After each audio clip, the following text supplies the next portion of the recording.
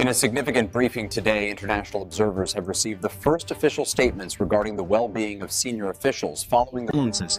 According to the latest international economic reports, the region is preparing for a significant leadership transition following the recent... The strike occurred on the first day of the conflict, February 28th.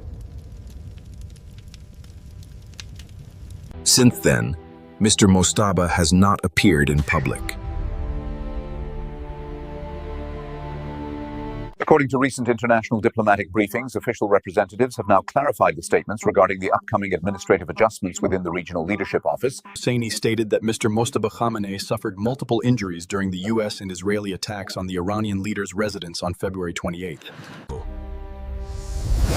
Mr. Hosseini himself was present at the residence at that time. Local reports confirm that several historic structures within the designated area have sustained significant structural damage. The house of Mr. Moshtaba Khamenei was also attacked, resulting in the death of his wife. During the observation of the historic site, the official faced challenges due to the unstable Mr. Hosseini dismissed rumors that the leader was injured in the forehead. He stated the leader only had a small cut behind his ear, along with the improved back injury and a healing kneecap. This marks the first time regional officials have provided a public update regarding the long-term administrative roadmap and the structural leadership transitions within the organization. The transition of leadership within the organization was formally acknowledged on March 9th, following the long-standing tradition of... Since taking power, the new leader has only communicated with the public through written documents. During the official briefing on May 7th, the administration confirmed that a high-level meeting had taken place to discuss the upcoming regional cooperation framework. Mr. Pezeshkian described Mr. Moshtaba Khamenei as having a simple, humble, and sincere spirit. He emphasized the mutual respect between the leadership figures. The Islamic Revolutionary Guard Corps of Iran sent a strong message to the U.S. on May 9th. They warned against any threats to Iranian oil tankers or commercial ships in the Strait of Hormuz. On the social network X, the IRGC wrote that any aggression against Iranian ships would lead to a fierce attack. This attack would target one of the U.S. centers in the region and enemy warships. In another post, the IRGC Aerospace Force stated that missiles and unmanned aerial vehicles have locked onto U.S. targets. They are currently waiting for the order to fire.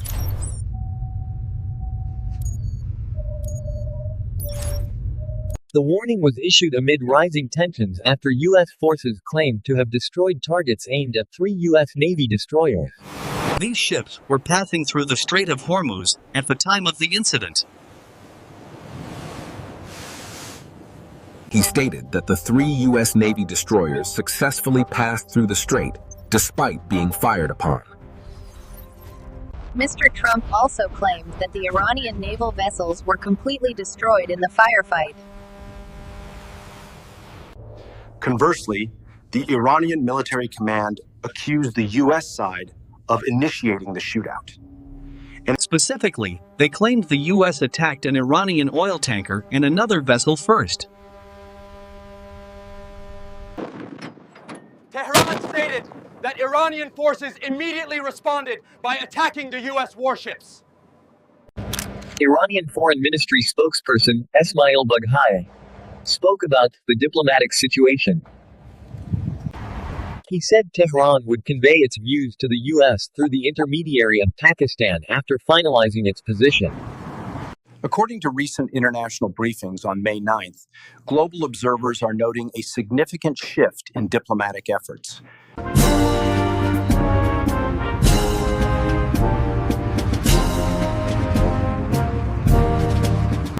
He stated that Russia has prepared for a large-scale retaliatory strike against the center of the Ukrainian capital.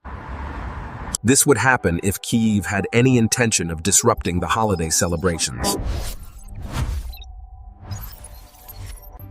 He also mentioned that Russia has discussed the potential consequences of Ukrainian attacks with China, India, and the US. I have never refused Enmudst, Kornodes. If someone proposes it, let them come. Whoever wants to meet, come to Moscow, and we will meet.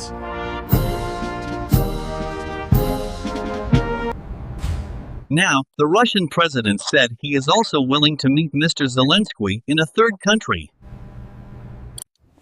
However, he clarified that such a meeting would only be to sign a long-term agreement. That must be the final step, not for negotiation purposes. I think the Russia-Ukraine conflict is approaching its end.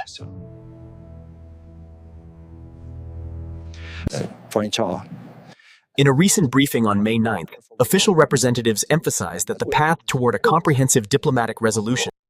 On May 8th, Russia and Ukraine confirmed that both sides agreed to a 3-day ceasefire.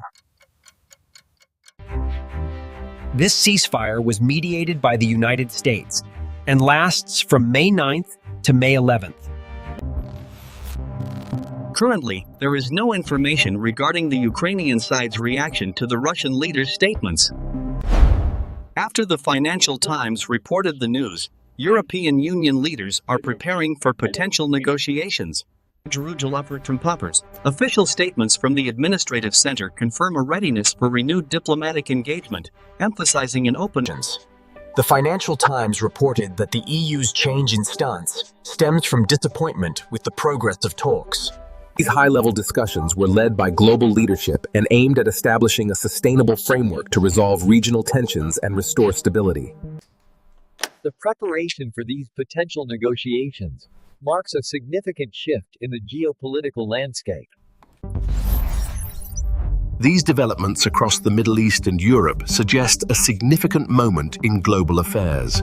Security in these key maritime corridors remains a top priority for all international actors involved.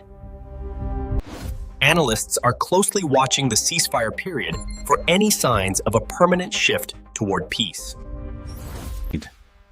The silence of the Iranian supreme leader continues to be a subject of intense speculation and concern. As the 3-day ceasefire begins, the world waits to see if diplomacy will finally prevail over force. The next 72 hours will be crucial for the future of the regional conflicts. We will continue to bring you the latest updates as these stories develop further. Stay tuned for more in-depth coverage on these breaking international events.